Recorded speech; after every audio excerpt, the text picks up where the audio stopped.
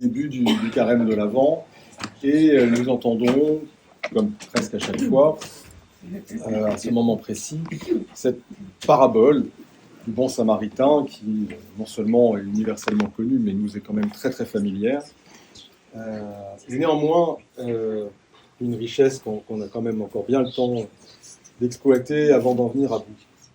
Et surtout, vraiment, cet homme de loi, enfin, cet homme de la loi plutôt, c'est-à-dire qu'il connaît la loi de Moïse, qui est versée, bon, ce serait ce qu'on appellerait maintenant, à notre époque, un théologien. Il vient et il pose quand même une sacrée bonne question au Christ. Franchement, bon, pour moi, en tout cas, humblement, quand même la question essentielle, puisque bon, bah, nous le savons, et ça vient en exergue, surtout, pas tellement là, dans le moment de l'incarnation, parce que lors de la nativité, au contraire, on se réjouit que Dieu s'unisse à nous, mais c'est quand même quelque chose dont on pense beaucoup plus au moment avant la résurrection, c'est-à-dire la mort, qui est quand même ce scandale total, absolu, qui vient, comment dire, comme un coup près, comme ça, nous terrifier quand même quelque part, ne serait-ce que, même si nous n'en avons pas peur, la douleur de la séparation de ceux qu'on aime, la perte voilà, des proches, de la famille, cette temporalité, cette vie très courte qui est la nôtre, c'est vraiment insupportable en fait. On sent d'emblée, d'instinct, dès qu'on commence à réfléchir un petit peu, que c'est pas normal. Que c'est pas normal qu'il y ait la mort. C'est pas normal que la vie s'arrête et que voilà, notre existence soit comme ça, un point final qui s'avance devant nous.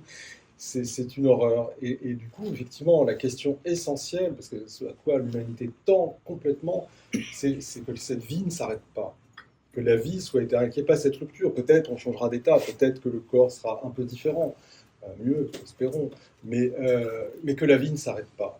Qu'il n'y ait pas cette rupture dans la conscience, qu'il n'y ait pas cette interruption dans notre propre personne, ni d'ailleurs dans la communion que nous avons les uns avec les autres. Ce serait horrible. C'est pas envisageable, une espèce de coma comme ça, sans date limite. Alors, la seule question qui prime, effectivement, puisque notre relation à Dieu est quand même beaucoup déterminée par ça, on nous promet que cette vie, elle ne va pas s'interrompre. La révélation, c'est ça.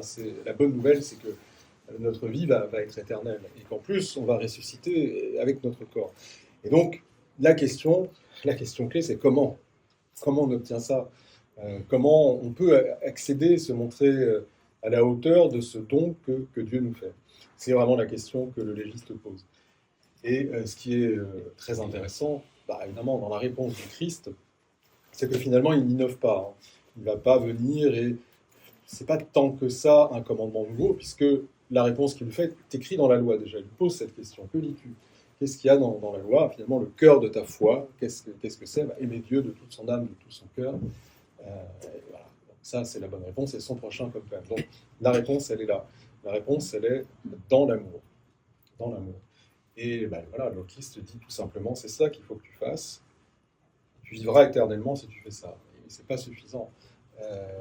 La question qui est posée, finalement, c'est un petit peu le mode d'emploi. Alors, pour aller, on ne sait pas si le légiste voulait un peu piéger le Christ, comme certains à l'époque essayaient de le faire, ou si au contraire, il voulait un petit peu explorer intellectuellement les choses, ou si réellement il avait besoin d'une clé pour comprendre qui est ce prochain qu'on doit aimer comme soi-même.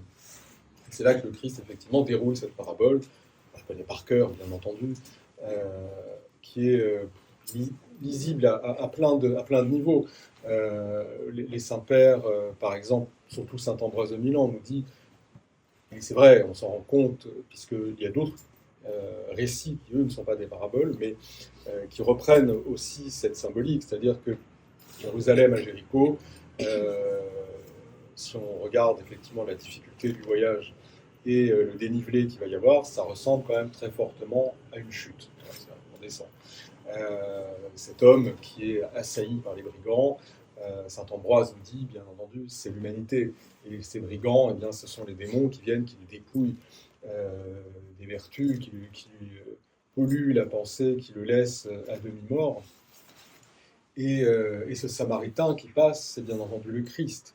Et le Christ, que fait-il ? Il fait miséricorde à cette humanité déchue, il ne demande rien, il fait tout pour elle, il se penche il la touche, il panse ses plaies, il verse de l'huile et du vin, il la met sur sa monture. C'est-à-dire il endosse la nature humaine. Il endosse la nature humaine, dit saint Ambroise de Milan. Il unit la nature divine à la nature humaine. Là, on retrouve la nativité, l'incarnation que nous allons célébrer prochainement. Et que fait-il de plus? Il le conduit dans le lieu de la guérison, qui est cette auberge, qui en fait, nous dit saint Ambroise, c'est l'emblème de l'Église. Et que se passe-t-il dans cette Église?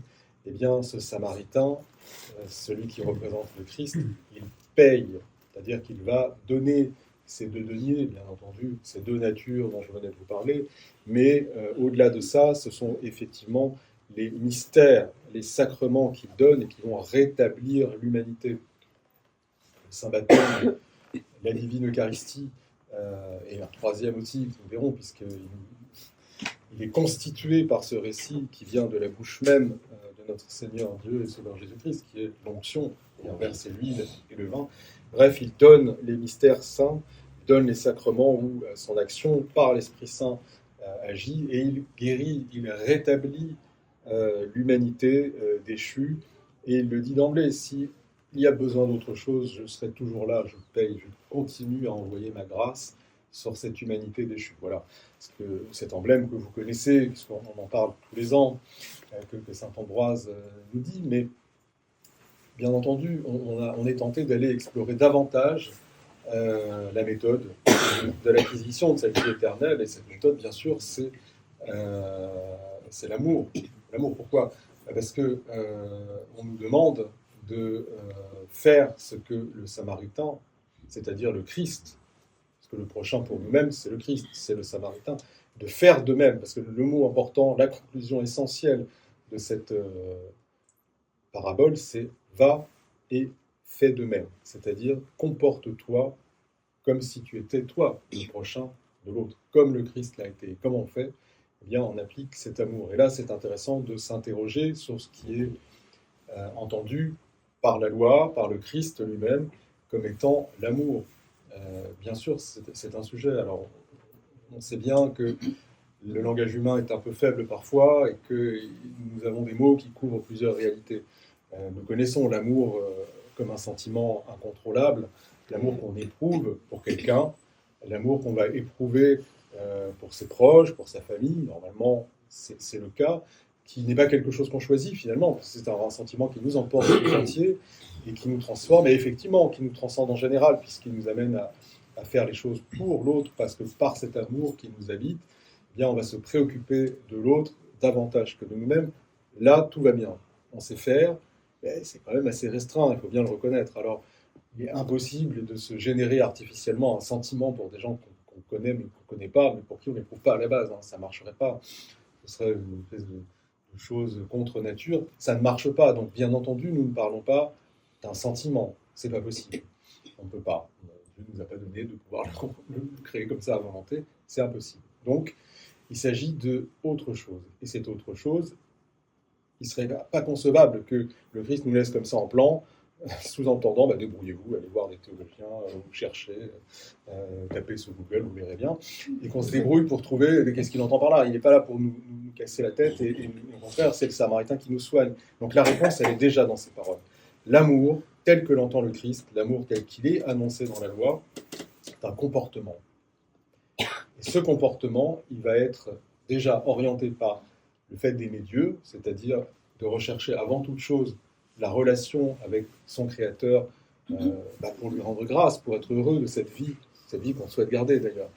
Et ensuite, ça va être un comportement vis-à-vis du prochain. Et ce comportement, il est décrit, c'est-à-dire qu'il n'est pas suffisant, par exemple, et c'est intéressant justement que cette parabole tombe là, on débute un carême, il n'est pas suffisant d'avoir une ascèse corporelle, de suivre une règle à la lettre et se considérer comme étant en train d'aimer Dieu et son prochain. C'est le cas. Ce n'est pas suffisant. Pourquoi? Parce qu'on nous donne cet exemple, déjà.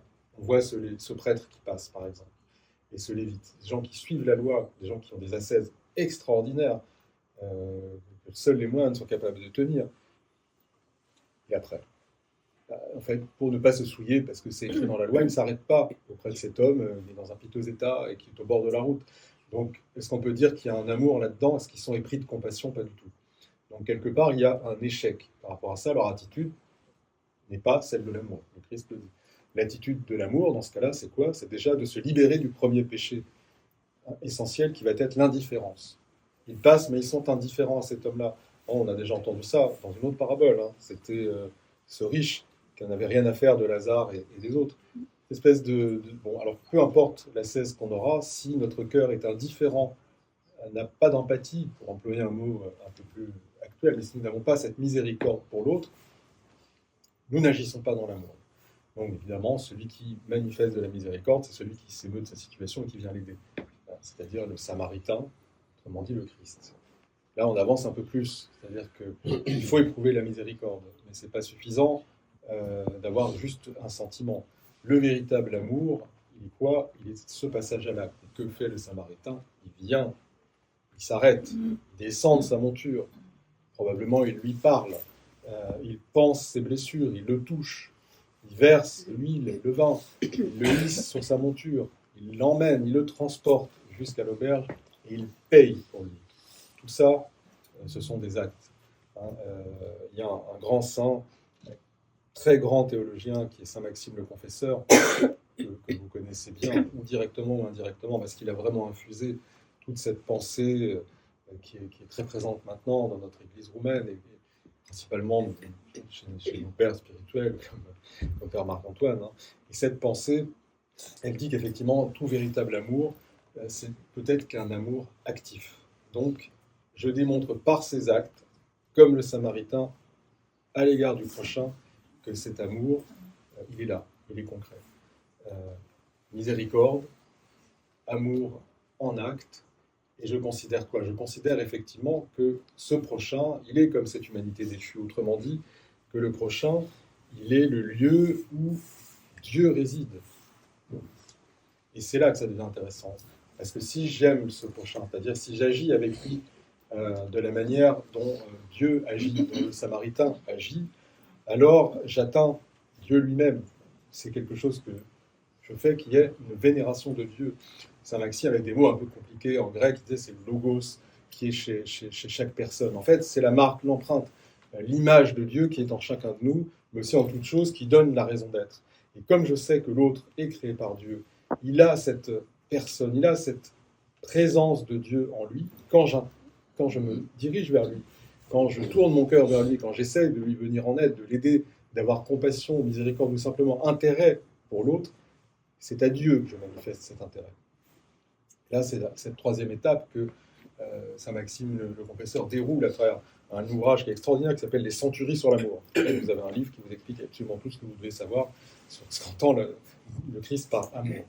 Et puis voilà, à partir du moment où je considère Dieu, le Christ, dans l'autre, et que j'interagis avec lui pour l'aider, pour me comporter vis-à-vis de lui, par miséricorde, par empathie, quel que soit le... Eh bien, alors là, je me rends capable de recevoir les énergies divines, toujours la grâce de Dieu, le Saint-Esprit de Dieu en moi-même. Autrement dit, c'est une sorte d'incarnation de la prière.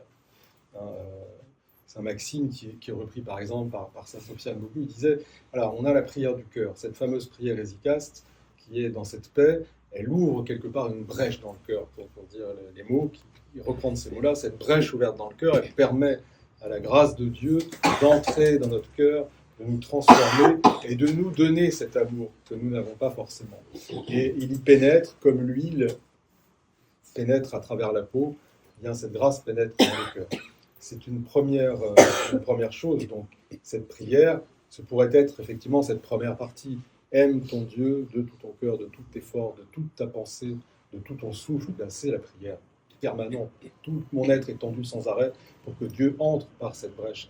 La deuxième partie, c'est que Dieu remplit, comme l'huile qui rentre au cours de l'onction, comme l'huile et le vin qui vont pénétrer pour guérir. Eh bien, cette restauration intégrale de l'être, le cœur finit par déborder de cette grâce. Et cette grâce, quand elle ressort, elle ne doit se manifester que par une incarnation, par les actes. Et ça, c'est la prière complète. S'il n'y a pas ça, cette prière n'est pas incarnée. Nous sommes comme le prêtre qui passe. et qui ne s'arrête pas, comme le lévite qui passe et qui ne tourne pas la tête, parce qu'il est plus important de suivre les prescriptions que d'éprouver la compassion. Et finalement, manquer cet objectif, Dieu est présent. Le lieu de ma guérison à moi, le lieu de ma guérison à moi, c'est l'autre. Cette fameuse auberge, c'est l'autre. Si je m'occupe de l'autre, c'est moi que je guéris. Si je suis miséricordieux envers l'autre, c'est moi-même qui reçois la grâce de Dieu. D'ailleurs, ce sont les mots mêmes de la prière. Ce sont des mots plutôt en grec, et on traduit par « aie pitié de moi » ou « fais-moi miséricorde ». En réalité, il y a un jeu de mots avec l'huile en grec, qui représente à la fois la grâce, la miséricorde. Mais je demande miséricorde à Dieu, et cette miséricorde, elle se répand, elle va sur l'autre, elle s'incarne. C'est ça la grâce. Si je ne peux pas me déifier, je ne peux pas acquérir la vie éternelle qui est d'être irradié de ces énergies divines, si je ne les mets pas en œuvre, et je ne peux les mettre en œuvre qu'avec l'autre, parce que c'est l'autre, l'image de Dieu, qui est ce lieu de ma guérison, qui est ce lieu où je vais pouvoir entrer en contact avec Dieu, réellement, où je peux lui prouver. C'est comme une icône, en fait. Voilà, c'est comme une icône. Il y a Dieu dans notre cœur, et puis il y a Dieu qu'on peut voir, qu'on peut vénérer, à qui on peut prouver son amour en embrassant l'icône, en adressant à haute voix les prières, la divine liturgie. Voilà. C'est ça qui nous est indiqué, notamment par saint Maxime dans les Centuries, et que nous voyons bien emblématisé au cours de la démarche qui est faite. Et ce qui est tout à fait extraordinaire, vous voyez, c'est que de ces paroles même du Christ, de cet exemple de comportement, on tire nos saints mystères. C'est-à-dire qu'on s'en sert pour nous sauver nous-mêmes. Comment on fait quand on veut être guéri, parce que ça ne va pas, quel que soit le... Eh bien, on commence par guérir l'âme. Pour guérir l'âme, effectivement, c'est cette miséricorde, l'huile de la prière qui va être répandue sur nous par la prière de nos proches. Hein, c'est saint Jacques dans son épître qui disait « Réunissez les anciens, les prêtres, et priez pour le malade. Imposez-lui les mains. » Et puis ensuite, on fait ce que le Christ a dit. On verse l'huile, on verse le vin, on mélange les deux. Et on fait cette onction avec ses prières. Et en faisant ça, on manifeste, on incarne la parole du Christ à travers cette parabole. Et on incarne quoi? On incarne l'amour de Dieu. Et l'amour de Dieu est Dieu. Il est de Dieu. Donc, si cet amour est en action, par le sacrement, par la miséricorde, par le comportement, eh bien je communie à Dieu. Si je rentre en communion avec le prochain, c'est avec Dieu que j'entre en communion. Seul, je ne peux pas me sauver. Seul, je ne suis pas dans le lieu de ma guérison. Sans action, je ne peux pas trouver Dieu. Et en réalité, saint Maxime conclut avec quelque chose qui est vraiment troublant et vraiment utile. Il dit finalement, Dieu a placé la clé de la vie éternelle dans mon prochain. Il a mis l'autre, l'altérité, le prochain sur mon chemin, parce qu'il détient la clé de ma vie éternelle. Voilà. C'est un petit peu le message qu'à cette entrée de carême, on nous donne pour nous rassénérer, et puis on ne nous laisse jamais, hein, vous savez, je le dis à chaque carême, que ce soit celui des nativités, le grand carême ou les autres, on ne nous fait jamais rentrer dans un carême sans nous donner une intégralité du mode d'emploi avant. C'est nous le rappeler. Donc c'est ce que fait le Christ à travers cette parabole. Et retenez son injonction, fais de même, fais cela, et tu vivras éternellement. À notre Dieu soit honneur et gloire pour les siècles et les siècles. Amen.